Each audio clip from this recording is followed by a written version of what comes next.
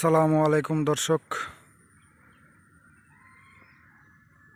দেখেন এটা কুমিল্লা শহরের মধ্যেই। জায়গাটাতে এসে অনেক ভালো লাগলো। এই জিনিসটা দেখে আমার কাছে ভালো লাগতেছে যে বেসিক্যালি এখন শহরের মধ্যে কোথাও তেমন একটা খালি জায়গা পাওয়া যায় না বা খালি মাঠ পাওয়া যায় না যে গরু ছাগলকে মাঠে ঘাস খাওয়াবে। হ্যাঁ, খোলা জায়গায় গরু ঘাস খাবে, ছাগল খাবে, এগুলা এখন আসলে শহরের মধ্যে তেমন একটা দেখাই যায় না। তবে এই দিকটাতে এসে আমার কাছে খুবই ভালো লাগতেছে এই জিনিসটা দেখে যে গরু ছাগল মাঠের মধ্যে চড়ানো যেতেছে, খাওয়াইতে পারতেছে।